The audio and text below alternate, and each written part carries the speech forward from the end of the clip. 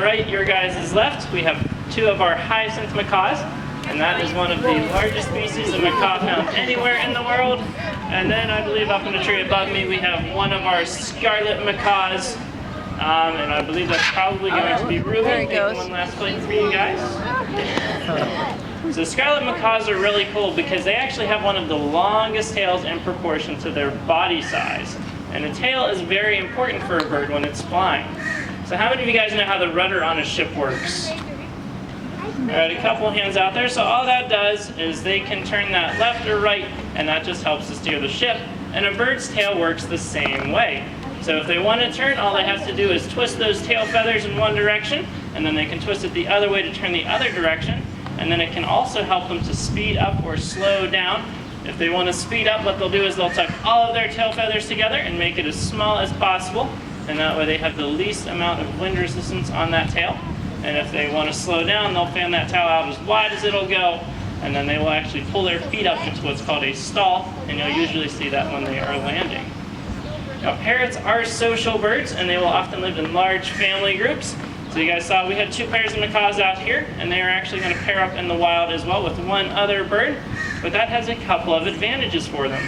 So the first is it helps them to find food, because if you have somebody else with you, and if you have a whole other flock of birds, you're going to be able to find your food easier.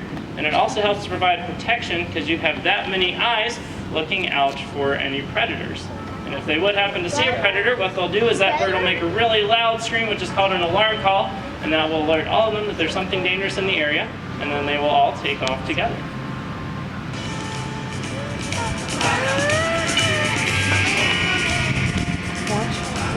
Now, while parrots are social birds, raptors are typically solitary hunters, but there are exceptions to every rule, and one of those is the Harris hawk. And here we have Franco. And if you guys are from around Pittsburgh, you might get his name because he is a Harris hawk, so we named him Franco Harris.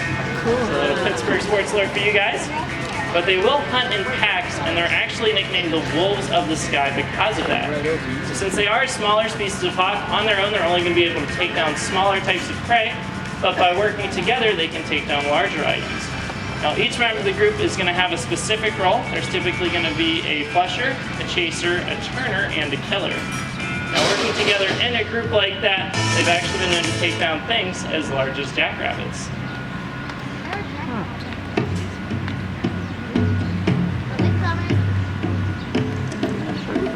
Now, while hawks are designed to be very maneuverable in flight, not all birds are, and a really good example of a bird that is not is the vulture. Now here we have Sarabi, and she is a type of vulture known as a black vulture, which you can find all along the East Coast. But you'll notice instead of having slender wings that allow her to fly a little bit faster and make tighter turns, she has a nice long broad wingspan that she will show off. There you guys go. And what that allows her to do is that allows her to ride on air thermals, and that way she doesn't have to spend a whole lot of energy in order to search for her food, because she's not going to be hunting for anything that might come by her, but she's going to be scavenging for things like animal carcasses. So if she can spend less energy finding that, that is all the better. Now in this part of the state we have turkey vultures, and a pretty common sight is seeing a whole bunch of turkey vultures just soaring on those air thermals. And normally when you have a group of birds, we call it a flock, but when you have a group of vultures soaring together, we actually call that a kettle. Kettle? Like a cooking kettle?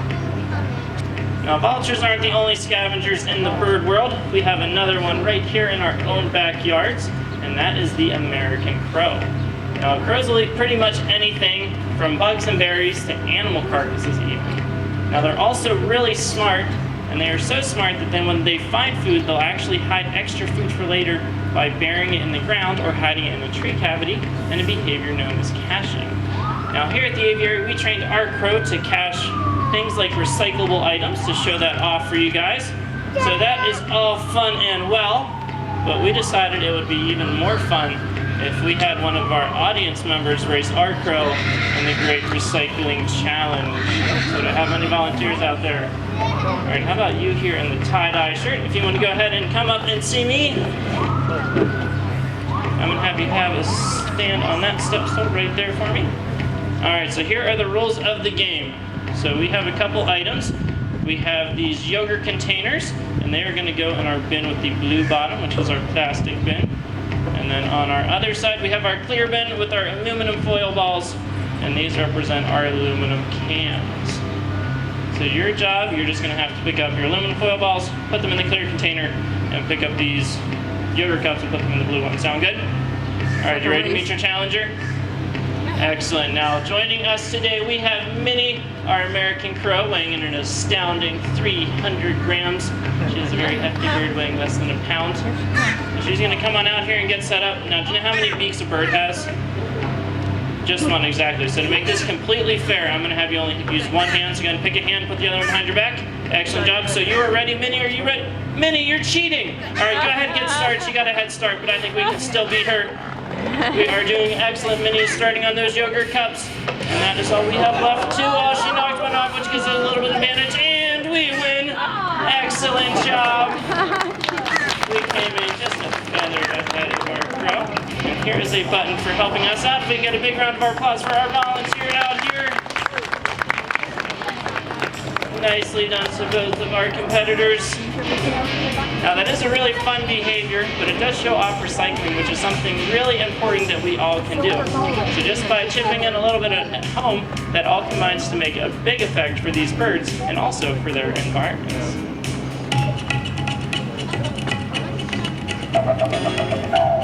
Now we're going to take a little trip and travel down under to the continent of Australia, and we are going to meet a laughing kookaburra. And now before our kookaburra comes out, I'm going to have to make a weird request. I'm going to ask that if you're wearing a hat, that you take it off for this part of the show, because believe it or not, our kookaburra is actually afraid of baseball caps. Do you guys believe that or not? It's pretty silly, but we don't know why, but he is.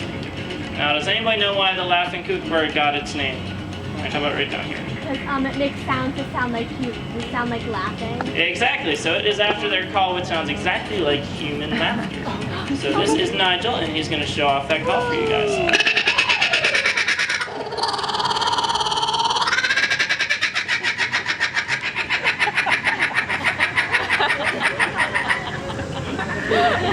Excellent job, Nigel. You guys got a little bit of the extended version, and he is still going up here if you can't hear him.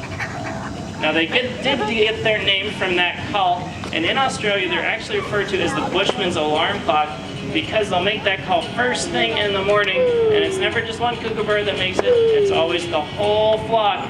So if you can believe it, they are really loud, and it wakes up everybody in the area. Now they are related to kingfishers, but they don't eat fish, and they're actually not really good flyers in hunting at all because they have a slightly different strategy. So what they'll actually do is they will sit and wait for something to run in front of them, and then they're going to pounce out and grab that with their beak, and then they'll either smack it off the ground or off a branch in order to kill it so that they can have their dinner. Comes an owl. Now another type of bird that has the same hunting strategy is the owl. Now here we have X, and she is a Eurasian eagle owl. And that is one of the largest species of owl found anywhere in the world.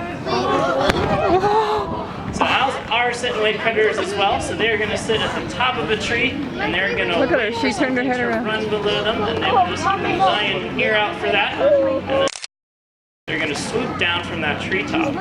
Now owls are really cool because they can fly almost completely silently. So as X takes one more flight overhead, I want you guys to listen carefully.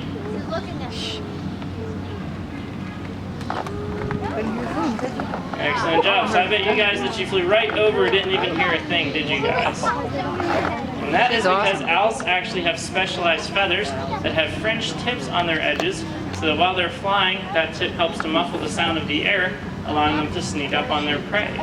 Now if you think about what owls eat, they're going to be mainly eating small rodents. So rodents have very good hearing, so if they heard a really big bird the size of X coming up behind them, they're just going to run away. So they want to make sure they can sneak up behind them so that they're able to catch their prey. Now an owl the size of X can actually catch and eat up to about 1,500 mice in a single year. So that is a lot of natural pest control.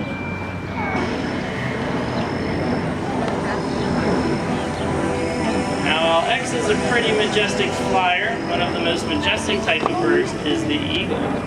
Now we're fortunate here because we have Dylan, and he is a martial eagle, which is the largest species of eagle found on the continent of Africa. Now, believe it or not, Dylan's not even the largest martial eagle you will find, because in the raptor world, the females are always larger than the males.